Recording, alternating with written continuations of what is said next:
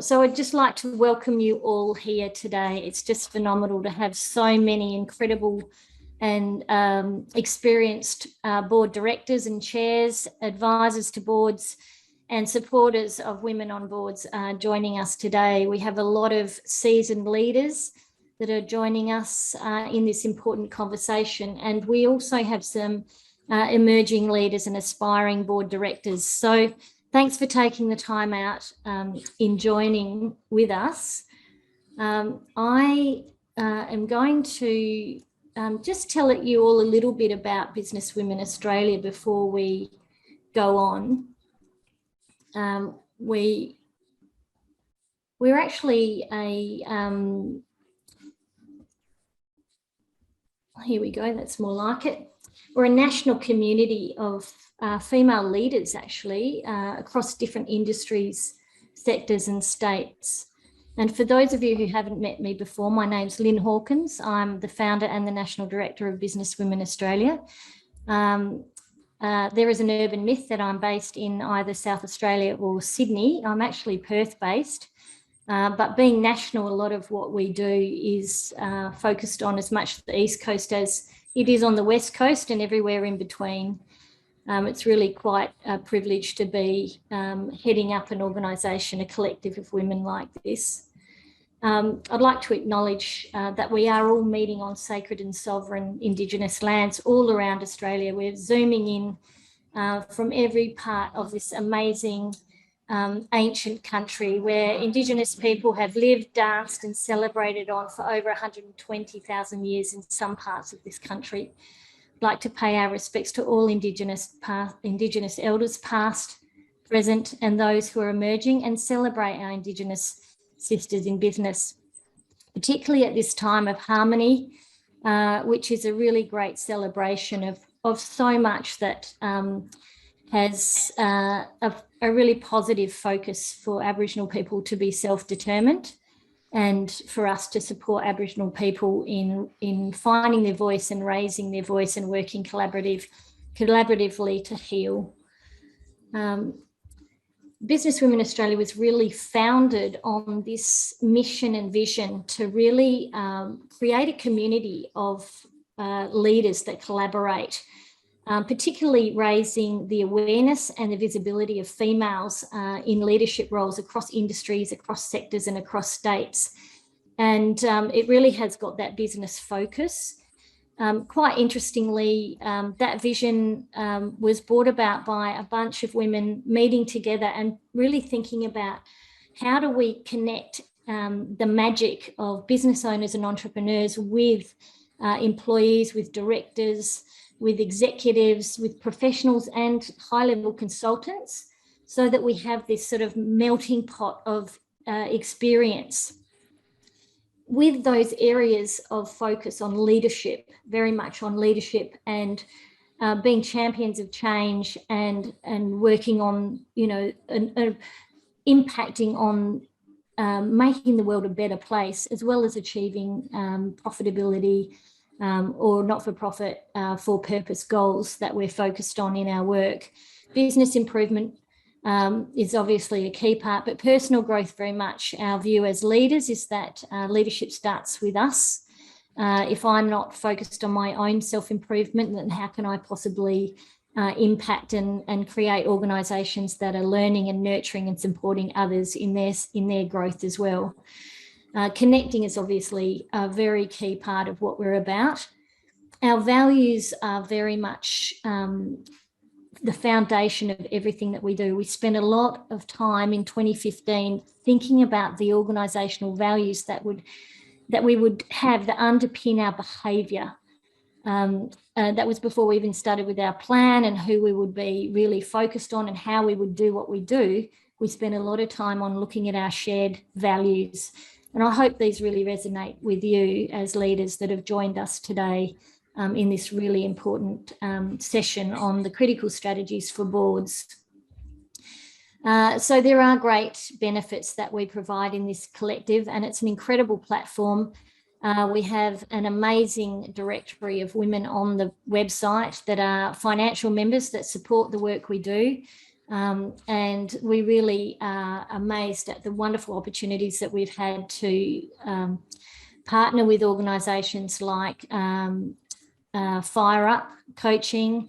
They're actually partnering with us to develop business and personal coaching accreditation and their pathways to International Coaching Federation courses. We believe that as leaders, we really should be creating organisations that embrace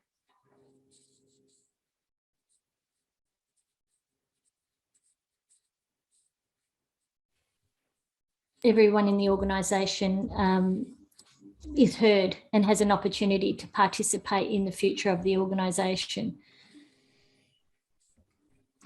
If you are active on social media, we'd love for you to support what we're doing on socials. We are very active on LinkedIn. We have a massive LinkedIn group. You're all welcome to join that. You don't have to be a financial member of Business Women Australia to join that group. You do have to be a financial member to post in the group. But it's a great way to keep an eye on what's going on. Follow us on Facebook, follow us in our website. Our calendar of events is very busy and we have a regular e-news that comes out. So make sure you subscribe to that. We're on Twitter, we're on Instagram. We have a very busy social media team. Our team in social media is led by Kathy Smith and the team at Catco Enterprises Digital Marketing. They're a wonderful collaborative partner.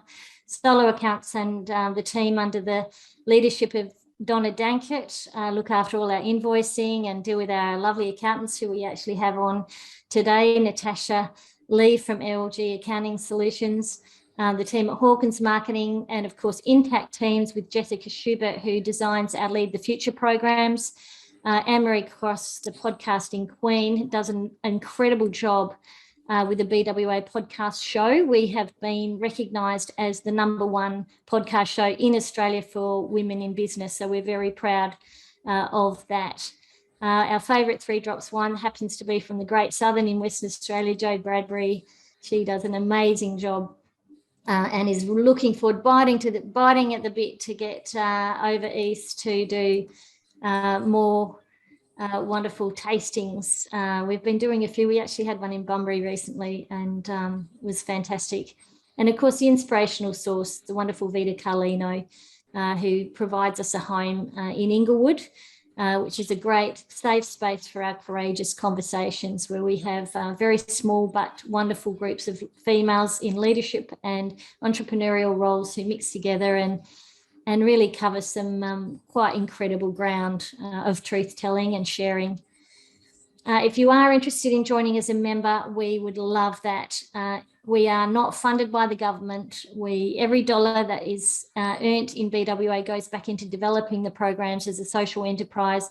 It's a company that is owned by women, designed by women, developed for women, and it's a wonderful enterprise to support. So we'd love you to get involved. And if you have any questions about what that can look like, don't hesitate to reach out to me. We love partnering with organisations. We love setting up women's circles inside companies as well and helping them create opportunities for women to really rise above the glass ceiling that they may have in their own mind. It may, and also to be able to change the systemic issues within organisations that might be not as supportive of women as we would like it to be. So Lyn at businesswomenaustralia.com.au. You don't have to be a member to join in our events. We've got so much coming up from Rockingham, speed networking in Mandurahs, what your business needs to thrive in a VUCA climate. That's a volatile, uncertain, complex and ambiguous world. Sydney, the morning tea and mingle, it might be booked out by now, but that's happening as well. So those of you in Sydney, there's that, but there's also a high tea networking on Saturday, the 9th of April, if you miss out on the morning tea. We've got another courageous conversation coming up in Perth on the 5th of April. And our next 2 online events, I'd love to see you all join us again and bring your expertise and knowledge to these great topics. Bev Andrews is facilitating and sharing some great case studies around enterprise change and building internal capability. That Bev is an absolute mastermind at this and extremely experienced in change management. That online event is going to be well worth attending. And on the 12th of April, an online event with the wonderful Marion Birchall, looking at the power of design-led strategies inside organisations. And I think if you are looking at innovating inside your organisation, come along and listen to Marion and share with us what you're doing in terms of design-led strategies. So I'm going to hand over to Maree now. I'm just so grateful that she put her hand up to facilitate this important Q&A, this roundtable conversation. We have phenomenal women who have joined us today. I'm really proud of the fact that women have really stepped up to want to participate in sharing what those critical strategies are. Maree has had so much experience as a chair and as a board director on so many different boards, ranging from school boards and community boards, not-for-profit boards, through to being a chair of Crisp Wireless, an amazing innovative enterprise. She's an executive officer for Safe Farms in WA, and she's the president of the Rotary Club in Perth as well. And she comes with such incredible experience, not just being on boards, but being an advisor in terms of strategy to boards as well. So thank you very much, Maree. I'm really happy that you've joined us, and I'll hand over to you. While I do that, for those of you who haven't said hello in the chat room, please do. And I will hand over the reins to Maree. Thank you very much. Can I use your screen, or shall I just share mine? You can share yours, or I can keep sharing and I can go through with you if you like. Would you like that? I'll share mine if that's okay, yep. Because then I'll just manage it. So 2 secs. Thanks, everyone.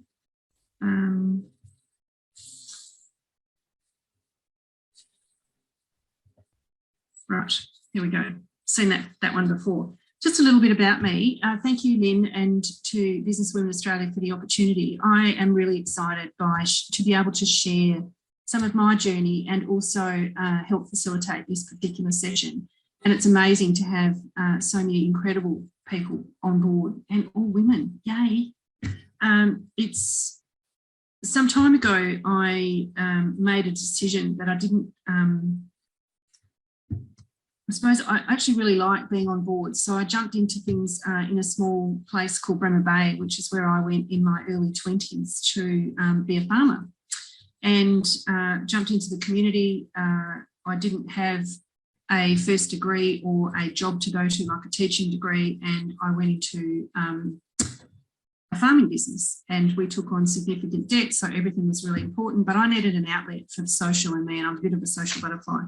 So I became involved in, I had been very much involved in tourism back then, and became involved in the Shire Tourism Committee, the Big Shire, the Great Southern Tourism Association, the local tourism committee, the local sports club, the local football and netball club, all those sorts of things. So I am very much energised by people. Fast forward, I've chaired 28 organisations in the last 30 odd years. I worked out really early that I like to be the chair, and quite a good conductor and delegator, a very collaborative leader as well, I can now say. I'm of an age.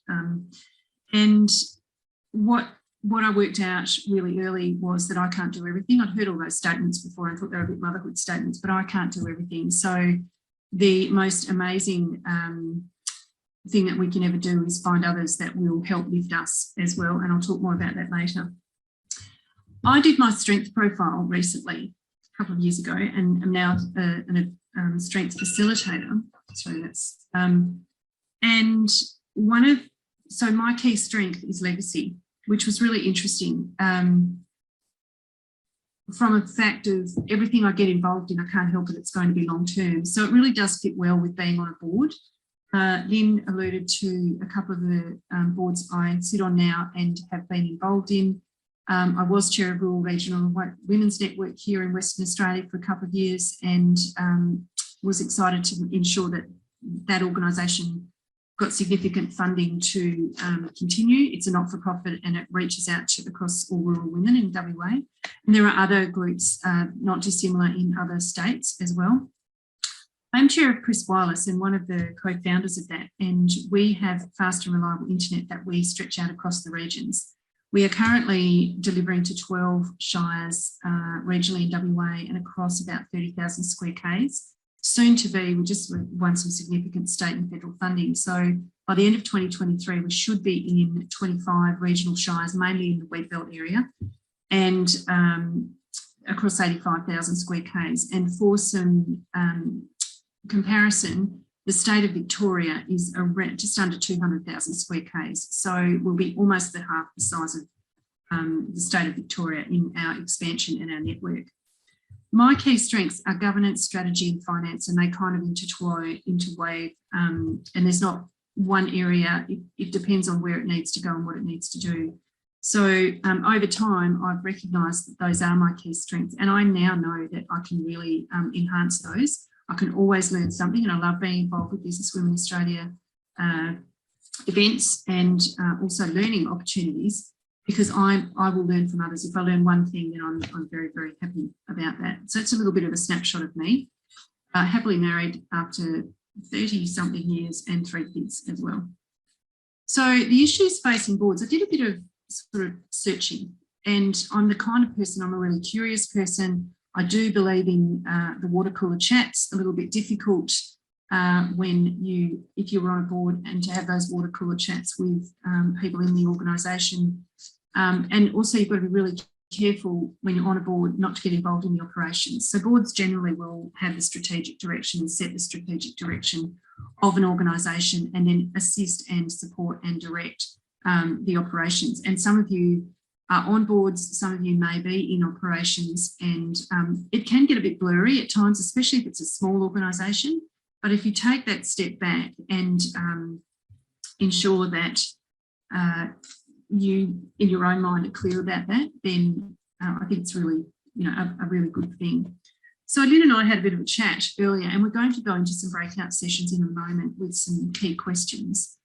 But for me, and as a woman, I was the only person, a woman, on a board of 6. And for 11 years, I was on that particular board. It was called Rural Business Development Corporation, and the budget was either 5 million or up to 26 million. It just depended on what was going on. It was very much about governance and doing the right thing, and it was federal and state funding. So it was a government advisory board. It was a really interesting learning experience for me. And I was actually tapped on the shoulder by an older man to say, would you be interested in putting your CV in for this role? I was about 32 at the time, and I thought, oh my God, why me? And I said to him, why me? He said, why not you? He said, I think you've got what it takes, and I think you can fit it in. We had a farming business, we had a trucking business, I had 3 small children, but I tell you what, it was absolutely fantastic for me to keep my brain into gear. They actually sent me on an Australian Institute of Company Directors course within a couple of months. That really made me sweat a little bit and keep me on my toes, because I don't think I'd used my brain for probably 10 or 15 years. But it was the best thing I ever did, because it actually set me up to go, okay, I can do this, and others believed in me. So we as women can tap others on the shoulder, but if someone's tapping you on the shoulder, make sure that you embrace that and acknowledge that, because they're doing it because they think you've got the goods. So talent is a really interesting conversation, and I'll be doing a bit of talking, but I'm thinking about leadership.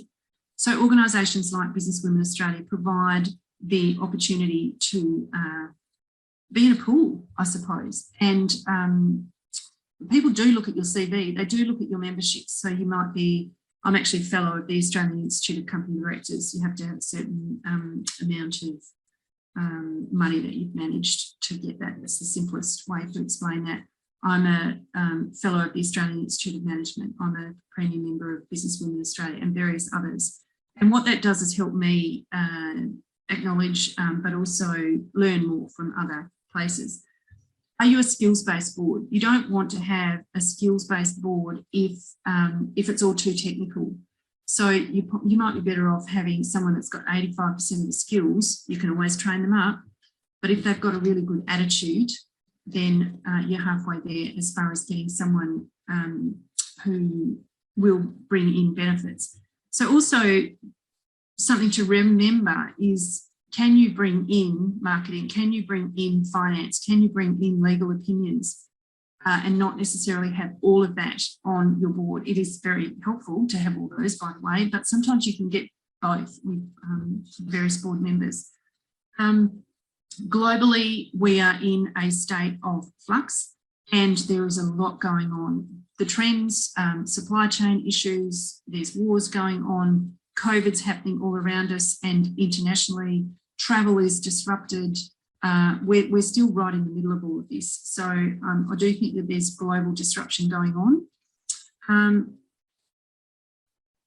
I do think it's important when you're considering talent to think about what is the future and can you go and find the talent to bring them in. I do really also think I will acknowledge Judy Forsyth, who's on this call, and Judy is on the board of Safe Farms WA, which I'm the EO. And some years ago, we had a young lady who was 21. She was a Murdoch University, a Muresk University student, and she was tapped on the shoulder to come onto the board of Safe Farms at 21. She was reluctant at first and then said, okay, why? And I basically said the same thing because, I think you've got the goods and believe. And she was amazing and actually really brought a very different view of the world to that organisation from a younger person's viewpoint. And it changed some of the ways that we did things. Vision. I'm very much about strategy. If you haven't got your vision right and know exactly where you're going, then no one else is going to know either. So when things get wobbly, think of your vision as your beacon or your lighthouse, and it's what you can aim for when hopefully you know where you're going, but it's very, very important. And it's also very important to make sure that it goes all the way through the organisation, that everybody knows where you're going. Your strategic direction, so boards are constantly facing the challenge of deciding on their strategic direction. We need to be quite nimble these days, and if we have really conservative thinking, then we're not going to be able to think strategically and change our strategic direction as well. If we get so hung up with looking after shareholder value, and that is, by the way, one of the most important things that you should be doing as a board member and as a company director, but we also need to be able to think where are we now and where are we going in the future. So setting that strategic direction and then helping and guiding and supporting and resourcing the organisation is absolutely critical. By culture, I mean diversity. And we, in Australia, there's still a lot of very white male-centric boards. And some of the people on this Zoom call will be working very hard towards changing that. However, I think culture goes further, and it's about diversity of gender, of age, and also ethnicity. So really, really important. And what that does is bring us a very eclectic mix for the greater good, to make sure that it's, the whole organisation will do things differently because of the input of those various different kinds of people going forward. And everybody has something to bring to the table. Lyn and I spoke about currencies. So by that, we mean the disruption of currencies. There's a lot of talk about inflation at the moment. There's globally, there's a lot of movement and jittery thought processes about hedging. This is all to do with financial markets. There's blockchain. ASIC is still figuring out what blockchain is and where it fits, and also cryptocurrencies. So there's a whole lot of very different disruptive sort of models, who some have been around for some time and some have absolutely fallen flat on their faces, and others have gone gangbusters and gone amazingly. So I just think we need to be aware of what that means globally going forward. So for our breakout sessions, some key questions. We're going to break into three breakout sessions, and I think it's going to be more topical, if it's not already, to be very cognizant and mindful, possibly focused on ESG. You'll start to hear more and more about this. So it's the environment, the social license to operate, and also governance, so ESG. So with the environment, a very, very hot topic at the moment, leading to a federal election, is climate change and net zero by 2050. So our federal government spoke and decreed in November of last year that we would be aiming towards net zero by 2050. So the question will be on the next page. Social licence to operate, diversity and being safe. Now that can relate, being diversity I've spoken about, but being safe can be work health and safety. It can be mental health. It can be harassment and bullying. It can be so many things. So being safe. And a board has a very, very, very big responsibility when it comes to being safe and ensuring that all parts of the business are safe. The long-term net zero commitment for 2050, do we have it? Are we living and breathing it? Are our boards aware of it? Have they got a commitment? The question is, if not, why not? And then government, your roles and responsibilities. So governance to me is your roles and responsibilities, your fiduciary duty, which is doing the right thing and not necessarily, you know, it's that real conundrum of doing things right, doing the right thing. And then the stress test. How do you stress test? How do you measure that you're doing the right things? I hear stories every single day where I heard one this morning where someone signed off on something saying that a large payment had been made and then it hadn't. So we need to be very, very careful. As board members, we are only able to make decisions with the information that we're given, but we do need to be curious. We can't just be fed information and make those decisions. So I encourage you very much to stick your periscope up and be very mindful of your own, you know, your own responsibility. So, Lyn, if we can go, oops, sorry, go into the breakout sessions.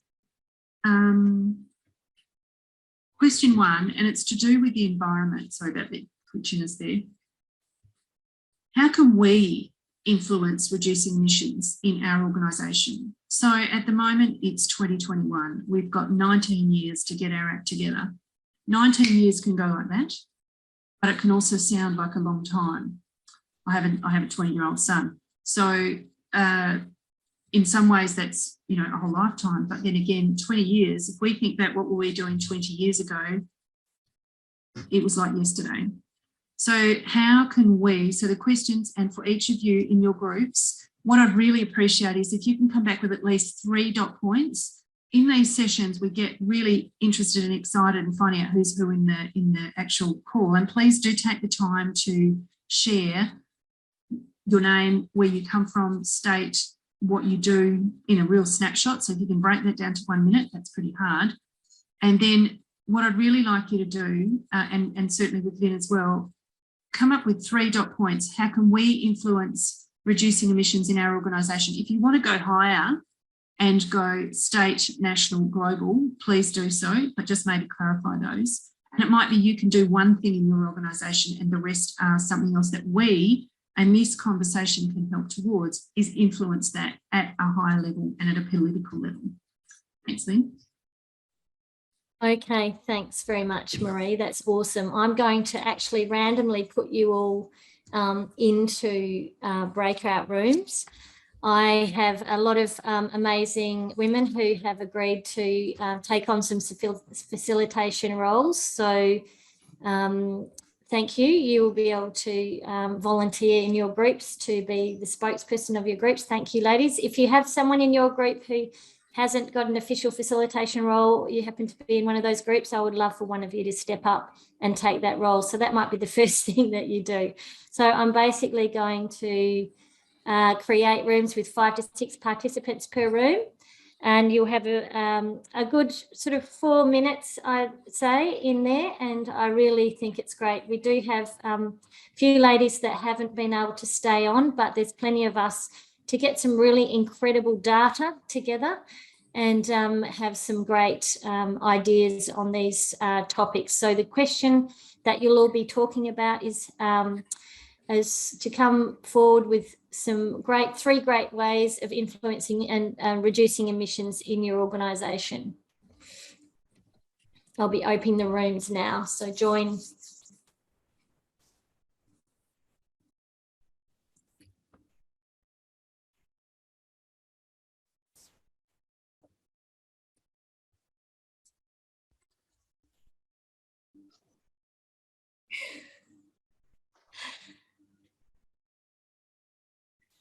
Have we still got Maree? Yes, I'm here. Yes. Excellent. You can't see me. I'm next to you on my screen. Oh, no.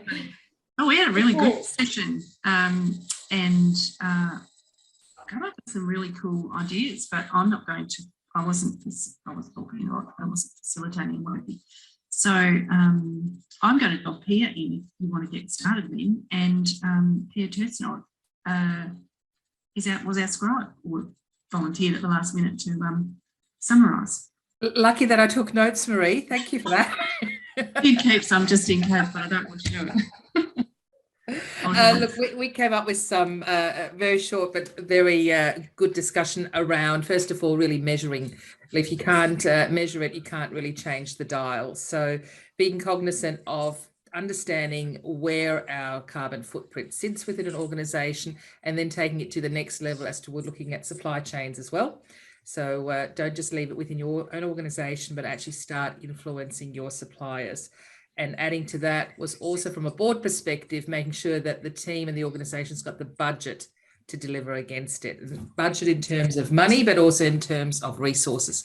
It's very hard to make organisations change effectively if you don't give them the resources in order to effect it in the long term.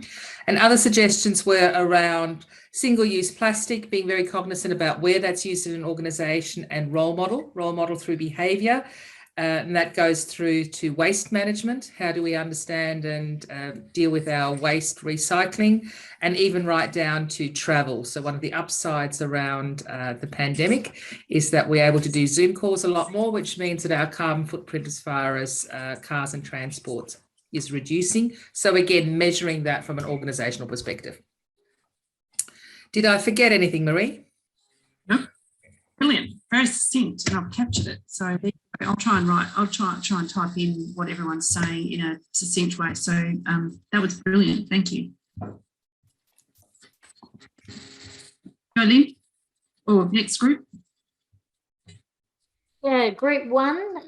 Can you remember which group numbers you were in? I bet you can't. So can we put a hand up for someone who's happy to speak on behalf of their group?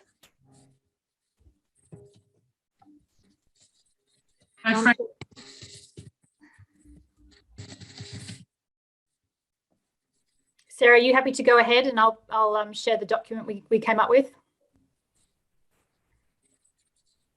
Yeah, that's fine. If I could see the document. Yeah, no, I just wanted to make sure we're happy to go. I'll just share my screen now. Okay. All right. Okay, brilliant. Thank you. Okay, so some of the things, so I'll go from a board level first, and then I'll go granular.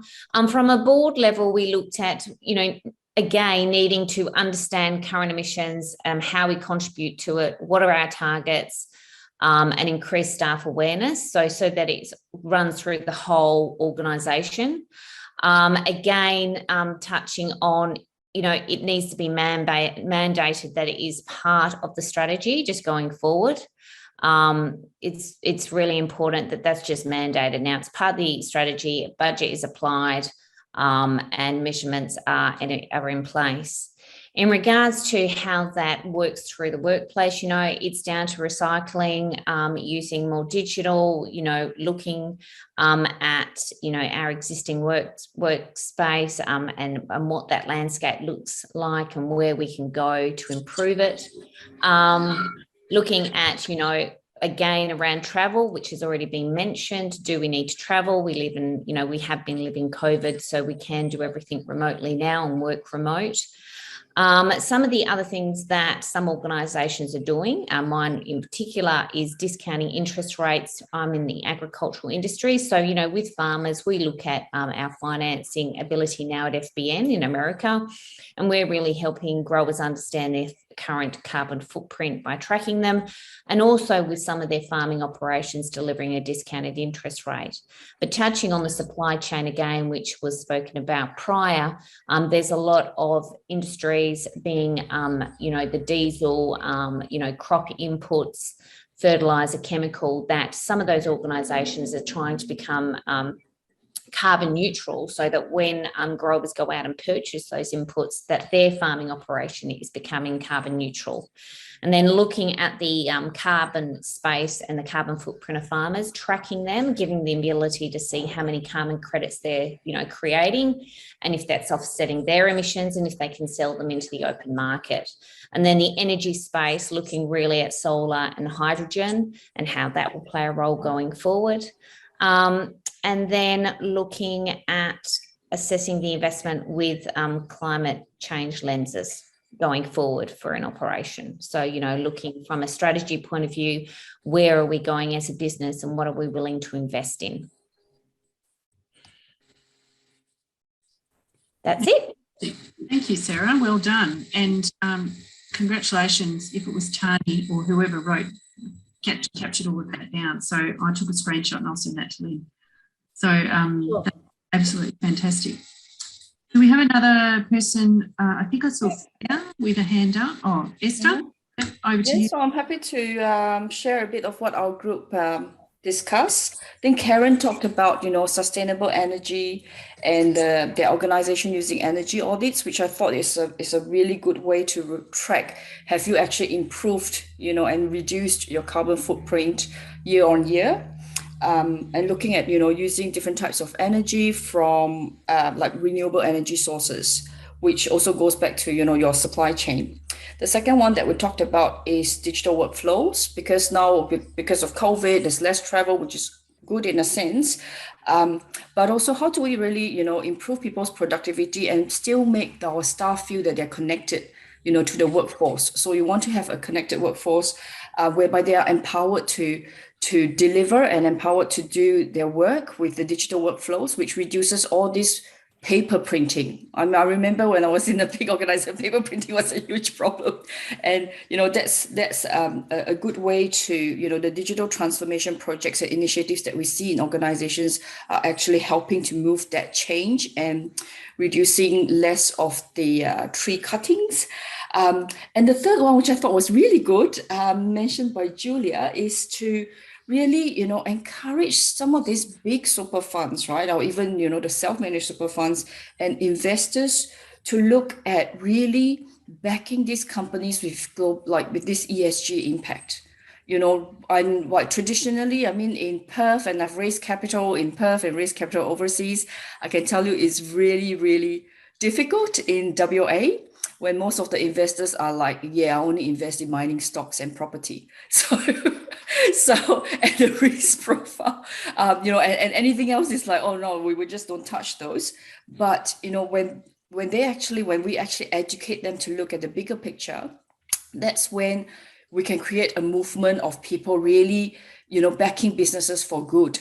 And even though I'll just share a little bit about a Gilead startup. So I founded it because my son lost his vision during the COVID times for two problems. One is that we had this knowledge gap. So the first doctor, as the GP, normally they just give you a referral letter and then you wait 3 months to see the next one. And that knowledge gap actually costed my son his eye, right? And the fact that there is a time delay. So the solution that I came out is to really, how do we empower people to work smarter, faster, and safer, right?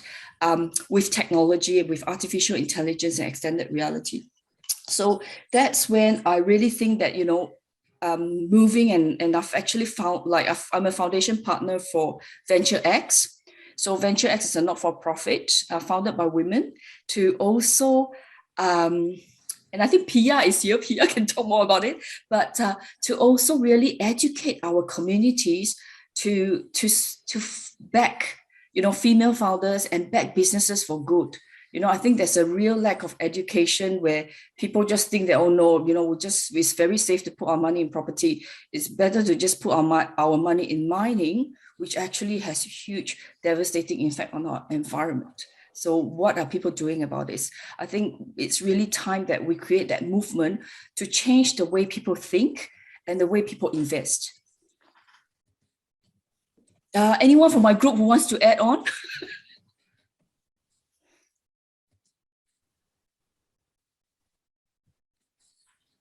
I think that's really well said, Esther. Oh, But I do think the financial education side of it is really powerful, and helping direct people towards how they can direct their personal savings and super into these organisations who are having a positive impact on the environment. All about ethical investment, and I've seen quite a few companies are moving towards that. I work with Aboriginal organisations, and they have a lot of royalties now, and a lot of those royalties are now being directed only to what they call ethical investment bodies. So that's, I guess you can make change through stakeholders investment and through shareholder decisions. So I think those changes are being made now slowly. Just to add to that, with the International Women's Day having come recently, I believe currently 83% of all consumption in the United States is directed by women. So women can truly influence through their purchasing decisions, as well as a lot of women under 40 mainly investing in green ETFs. If you go with the ETF providers, so we're keeping a lot of statistics on where the new money's coming from. And just asking more, as Julia said, about where your super funds invested.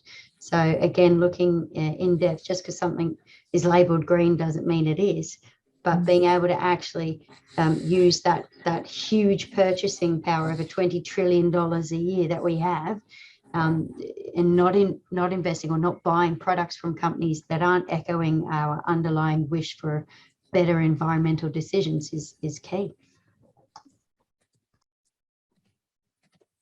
Thank you. The next group. I'll go if you like. Thanks, Priya. And Kelly, you were taking notes, so I'll flick back to you at the end if I've forgotten anything, all right? So we had a great time meeting each other, and then remembered that we were actually what we're supposed to do very quickly, but so it was really good discussion all the same. So basically the first one was really around that culture and communications piece. So it was really ensuring that there's a really strong focus on ESG at the board level, and that trickles down, that we've got enough clear communication from the board around that, and that we're building knowledge and capacity to really ensure that does flow through the organisation.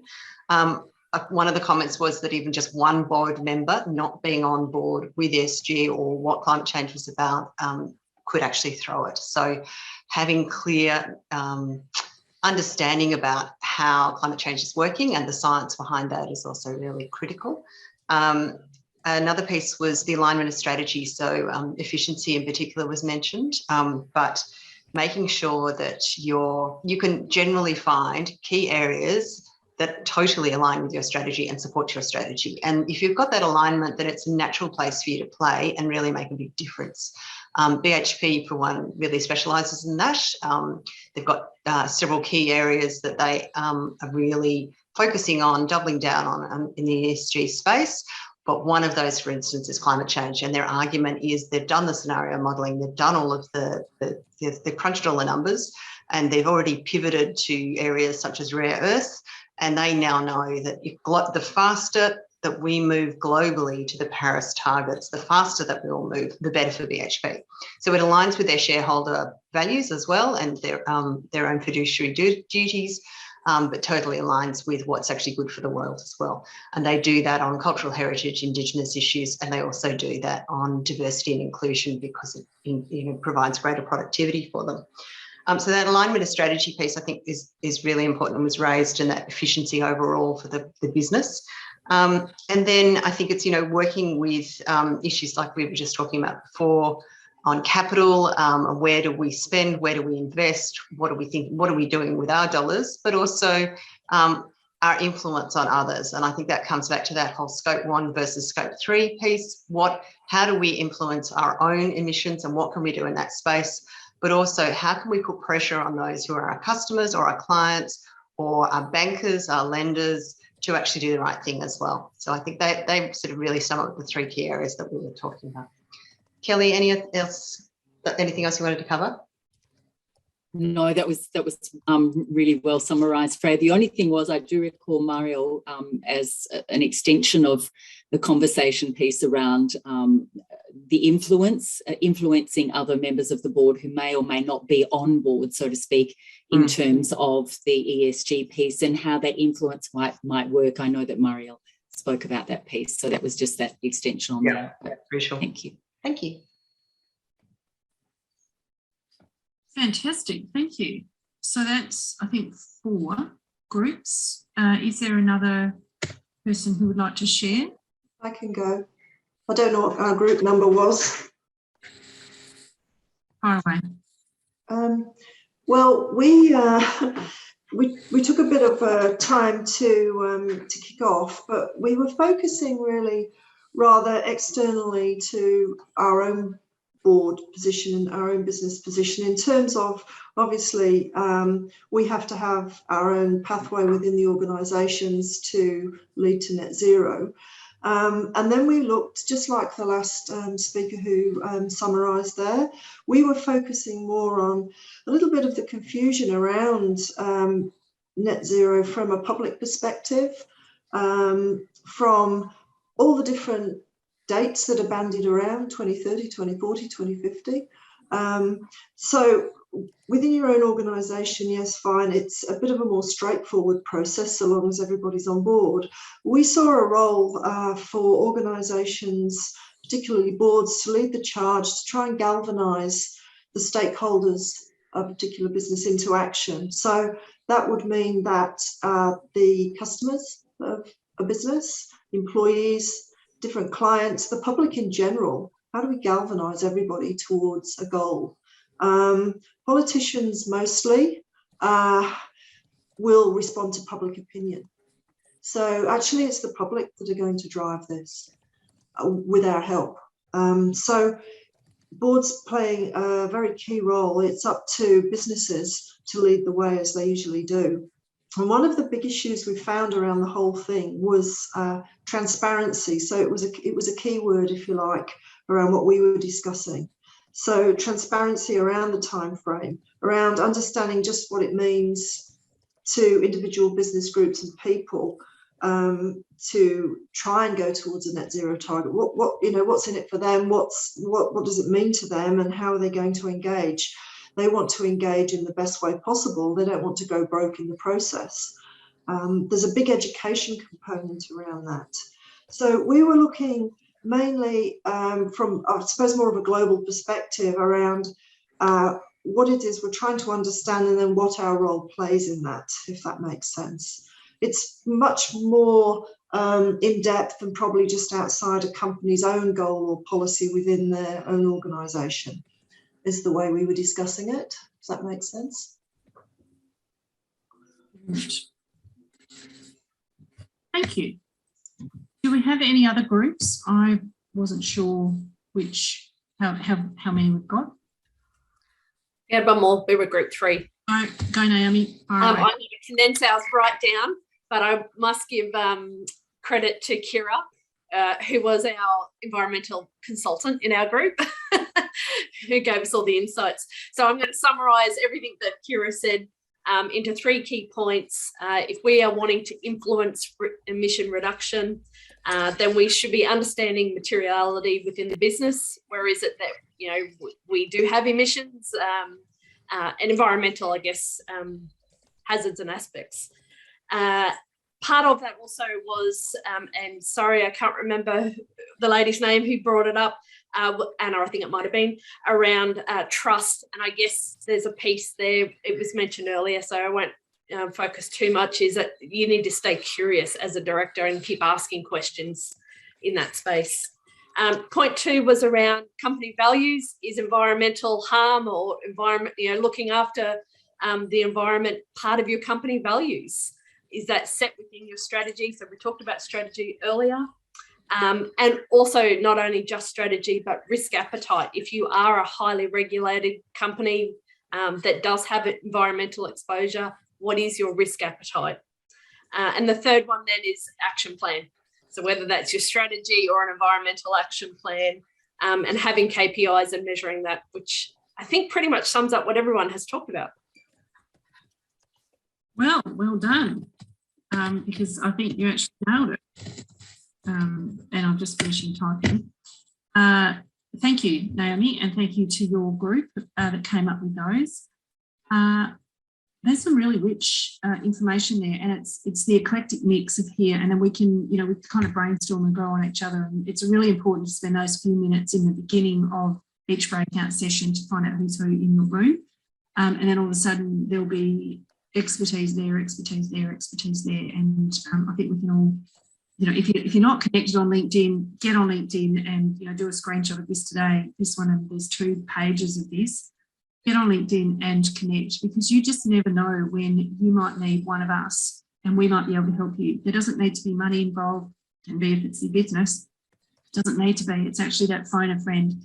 And I do really think that's the richness of what BWA brings to all of us, is that opportunity and availability to be in a melting pot where you can just pick up the phone. I was on a call with 2 ladies after the last one on International Women's Day, and reached out to one and sent her some information about a grant because it was to do with refugees and migrants. And then the other lady jumped onto LinkedIn, and we've been toing and froing. So that's kind of cool. I will go back to sharing my screen and the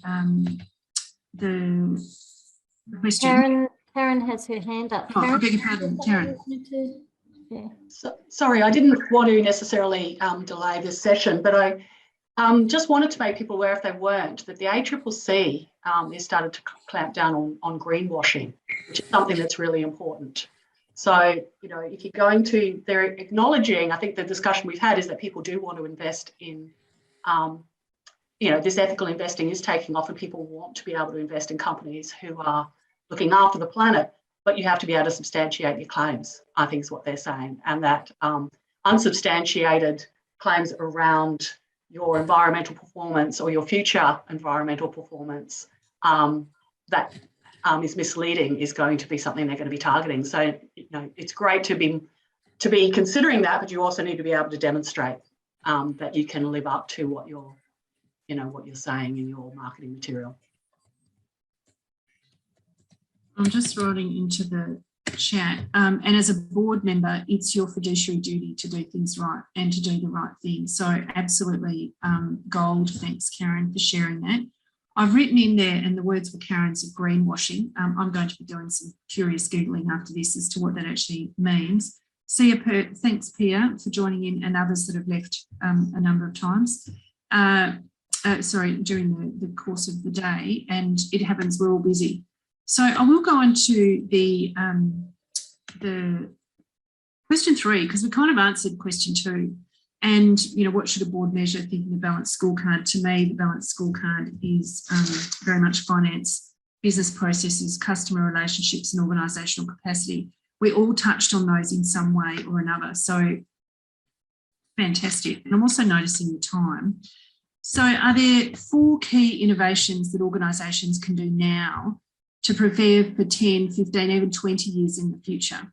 So if we're aiming for net zero by 2050, by the time 15 years goes past, we're going to have 4 years to get our skates on. So we should really be aiming for that 10 to 15 year horizon, and then we can get our house in order for those last few years going into the future.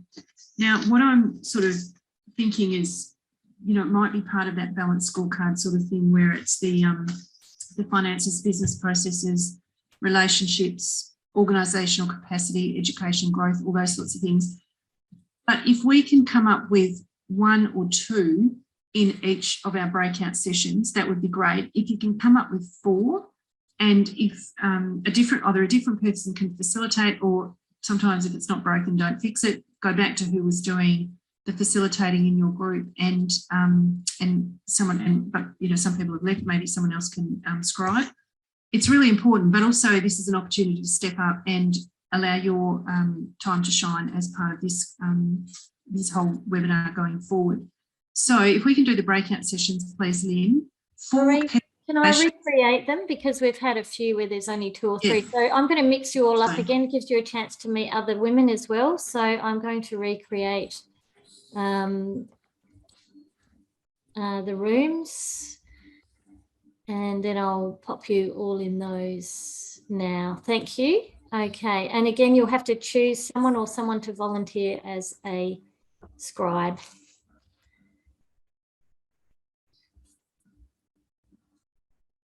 So I'll just say it, that was really interesting to be involved. I know we're down to a smaller number, but you know, sometimes it's quality, not quantity. And I think we were certainly in the group that I was in. It was actually really cool. And I will hand over to Jackie in a moment to share what we came up with, what the other ladies came up with, actually, really, because it was almost like we'd broken the ice and we could just jump straight into it and have a bit of fun and sort of think a little bit here and then future sort of things. So that was a lot of fun. Jackie, can I ask you to share, please? Yes, certainly. Thanks for that, Maree. So we looked at 4 things. Our first one was consulting and engaging with people from all parts of the organisation to gain ideas.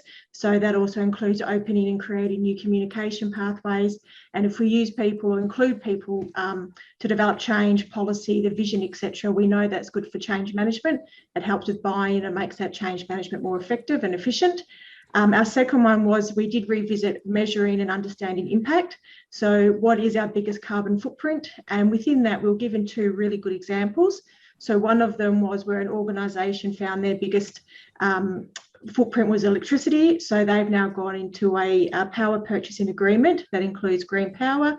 And the second example we looked at there was the resources sector and decarbonising supply chains. And so the example that was provided there was that they've identified that steel making is the biggest part of the carbon footprint. And so the stakeholders are actually working together on how they can improve that. So that's both the purchasers, so the actual resource sector, the big organisations, and also the steel makers, which, you know, is absolutely fabulous. And we touched briefly on that 80-20 rule and people understanding that such a small part often uses so much. Our third one was cross-sector collaboration, and that's certainly that carbon footprint with the steel making is a great example of that. So cross-sector collaboration, not working in silos, and probably extending on that, you know, it's within sector, possibly cross sectors and cross countries as well. And then the fourth one was embrace technologies, because you know, they are supposed to drive efficiencies and effectiveness and help reduce emissions. So embracing technologies, both current technologies and the future technologies. So that bit of a blue sky approach to looking at that. Well done. That was amazing and snapshot summarised. So, wow, thank you. Next group, who would like to share?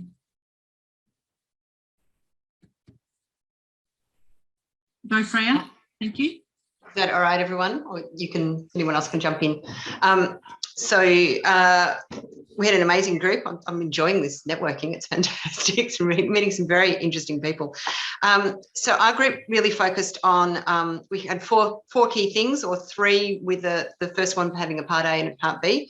So a real key focus is on capital and capital sustainability, and that includes, you know, what modeling's been done, how are we looking at what we're actually doing in terms of our investment decisions, and the importance of data. And then perhaps as a part B to that was really the metrics used to award capital, and the importance of making sure that we are really thinking about how do we evaluate our different projects, for example. The second one was around talent, and really thinking about what sort of talent are we going to need and how do we resource that also in the business? How do we make sure that we're adequately resourced to really deal with ESG type issues and climate change, including climate change? And we talked particularly about the agricultural sector and the huge succession planning issues that are going on there in particular. But I can tell you from other boards that I'm on as well, every organisation needs to be thinking about their succession planning and how they're getting talent in, and have we got the right sort of talent, and also a real clear shift in the old school CEO versus the new CEO. So much more around how do you really deal with stakeholders more effectively, and thinking about how you really reach out to others to make things happen across multi-sectors. The next one was the structure at the board table as well. So really thinking, you know, as board tables, CEOs also shift, board tables also need to shift. So it's not about a classic skills matrix as in the old days, but we now need to think about things like cyber, etc. But in the ESG and climate change space, every single director will need to understand climate change And ideally, you're going to need a specialist director on there who really does deeply understand climate change. What are the transition risks for your business, and what are the physical risks for your business? How do you adapt to climate change? And really importantly, how do you take advantage of these mega opportunities that are there that come with such a large disruption? I think they were the main sort of key issues from my team. Anyone? It was such an amazing team. Any other additions that you wanted to add to that? No, all good. Thanks, everyone. Can I just add one last thing? And that was all the specialists I'm talking to, all the scientists I'm talking to, they're no longer talking 2050. So boards need to be ready that this game could suddenly shift very quickly to 2030 as being, that's when we're meant to have shifted to. Thank you. Well, that 10 to 15 year time frame just got shorter. So it's 8 years, 5 to 8 years. And I think we're going to have to do that. You know, Karen shared about the City of Stirling, who made a conscious decision, did some analysis, measured, and then made a conscious decision to put things in place regarding electricity. And like after the fact, you go, it's a no-brainer, but it takes a lot of courage to do that. And it takes a lot of gumption to do that. And it takes a lot of strategic thinking and planning to do that if you have the vision. But once it's there and you have the process worked out, everybody can get on the bus and make it work as well. So it's actually a really exciting time to be who we are and where we are going forward. Okay, next group. I'll speak if that's okay, Maree. It's Kelly. Thanks, Kelly. Yes. Yeah, thank you. Yes, we had a great wide-ranging discussion. In the interest of time, I'll just pick off the ones that are perhaps in addition or enhance some of those really amazing points that have already been made. One of the things we just got back to sort of grounding in terms of needing the alignment on the goals and why we are doing it. That's sort of still that engagement piece, the communication, the understanding. So starting with our employees or the employees of those organisations, the people that are out there on the coalface, their sort of suggestions and as they're on the ground to align with the goals and values. We also extended that to sort of talking about a bottom-up approach, being open to the suggestions from people and our broader stakeholders. And by doing that in terms of identifying the innovators and our stakeholders, having that wider purview of who are our stakeholders. Maybe we might need to re-identify some of those as part of that broader purview by the board, so we really know who we are talking to and who we're going to influence, communicate, those sorts of aspects that we talked about. Also, a really interesting point about looking at our key stakeholders in the new ecosystems, you know, our startups, people doing different things in the areas, in new organisations, in developing countries, those sorts of aspects, having those conversations and understanding with who they are, and obviously to the emerging generation, the emerging leaders who are very much, this is a very key area for those. And also in addition to the harnessing technologies, which we've talked about, there's a lot of things being said about digital capability, AI. Much of it is, as we've said, we're not even really sure what it is that we're harnessing. It's a huge force and it's moving fast, and we're not sure what those capabilities are, but we've got to hang on and ride the wave and really learn and understand and be nimble and agile as a board to harness that educative process, even in and of itself for us and as an organisation and within sectors more broadly. Wow. I think that was cool. Thank you. And so you can see once we brainstorm, it just keeps going and keeps going and keeps going. So it's actually a really wonderful space to be in. I'll go next. Tony, thank you. Just quickly, and again, sharing already what a lot of the boards have been talking about, a lot of the groups. But we had a really an interesting perspective on stress, managing stress in the workplace, and that's a really key fundamental area that boards need to focus on and be aware of, and making sure that they're in training learning how to deal with that, because and then measuring as well people's stress, because that's going to have a fundamental impact on workplaces. We had a good discussion about the finances, and you know, I'd characterize it as, you know, can we relook at profit? Is profit just about money, or is there other fundamental things that we need to consider, so that we're not just saying it's not just a very plain balance sheet.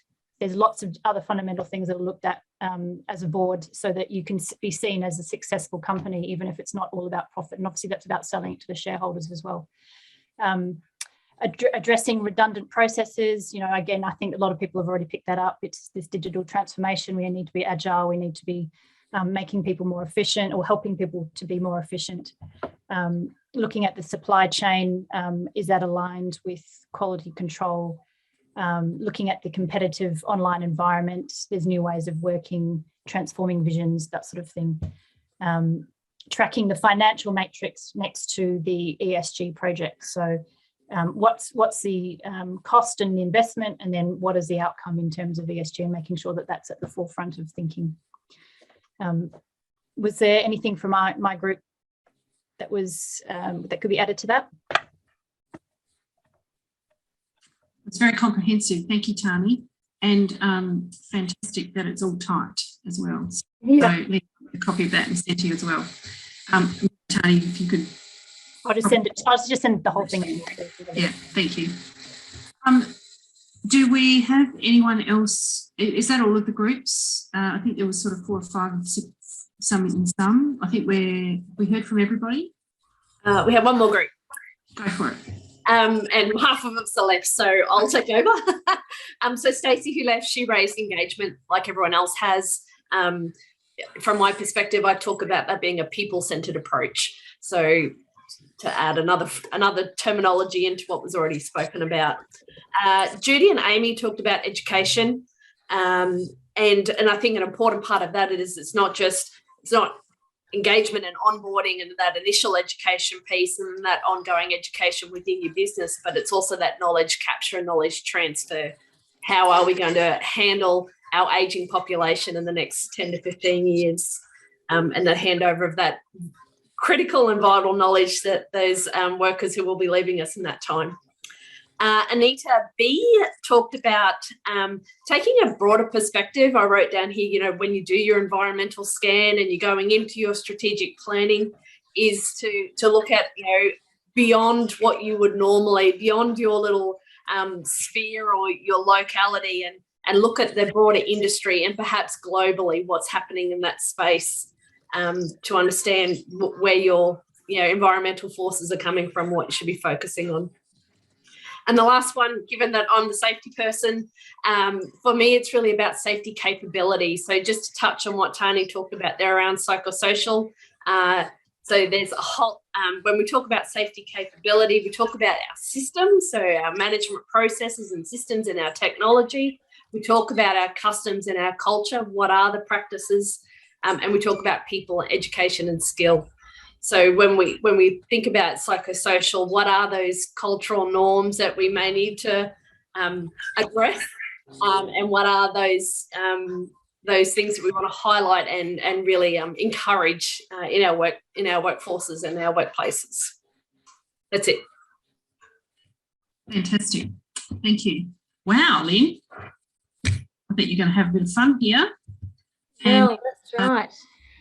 I'm just brimming with excitement here. I think this is just wonderful.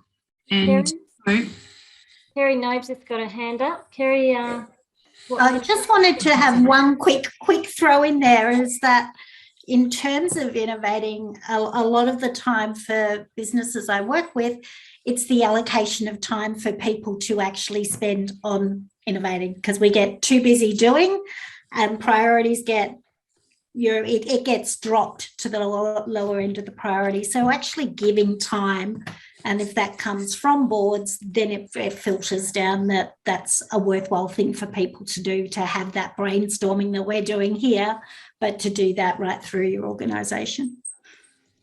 Excellent point, Kerry. Thank you for that. And can I just, while we wrap up, just say thank you so much, Maree, for choosing to lead on this topic. Clearly, it's one that has resonated with so many board members. We promote these opportunities for discussion in the wide and public community. We never actually promote our events as being women-only events. It's obviously Business Women Australia, so that might be a little off-putting for the chaps to come on board, but I've actually really enjoyed, you know, I think being on boards and being in the kinds of roles that we are, whether we're the consultants or executives, entrepreneurs, we have a really good balance of feminine and masculine energy around this boardroom table today. And it's certainly been evident in the broad issues that have been raised. I'd like you all to put in the chat room what you would like to see in our next roundtable discussion, what topic you would like us to tackle, if there's a topic, or to email me, lyn@businesswomenaustralia.com.au. Maree and I talked about where do we take this from here. Clearly, each of us have an influence that we can actually manifest when we hop off here. We're all leaving with more knowledge than we had when we came on board. We're leaving with new connections. So keep those connections going, as Maree said. It's just incredible. This is a very powerful movement that we have here, and we're focused on doing business better. And I think that that's really a positive, future-focused view that we all share. What I love about this is that I didn't realise so much of this was going to be around environment, and it's so exciting because climate change is a big issue facing my kids. I have 4 children. Some of you don't know that, ranging from 19 to 26, and that, you know, we're in a lot of ways there's a little bit of anger that they carry around the generational responsibility that they're carrying going forward. So it's really exciting to hear so many good ideas around ESG and how we can impact upon that. So thank you so much for taking the time to be here. Thank you, Maree. From the bottom of my heart, you're an absolute legend to be leading. We're looking for more leaders in Business Women Australia that are happy to take on board sessions like this with Maree. If you are keen on coming on board as a premium leader, we would love to release resources to actually design programs and events and put our team into making these things happen. And, you know, this is really how change comes about, through conversations like this. So thank you so much for being here. Final words, Maree? Really, from today, just thank you all for being involved. It's really exciting. Just an outstanding sort of session. Don't wait to be perfect. That is my strongest message for this. If you have a crack at something and you're 85% ready, you're probably 100% compared to some of the people anyway. We are our own worst enemy, and we self-select. Often men will have a go at something when they're 65 to 70% ready, whether it's a job or a board role or something. We might think we're 65 or 70% ready, but I think we're closer to 100. It's just the way that we operate. Women bring, there is a different conversation when there's women on boards. We have the skills in this group here, the larger group, and those still on the call. There are technical, there are innovators, there are safety, people with safety, education, facilitation, aged care, so many things. We have so much to offer. Don't hold back, because if you hold back and wait for someone else to do it, they will. So if you don't have a go, what's everybody missing out by not having you having your input? Thank you for the opportunity, Lyn. It's been amazing, and look forward to the next one. Thank you, Maree. Bye, ladies. Lovely to meet you all. Thank you for having me. Thank you.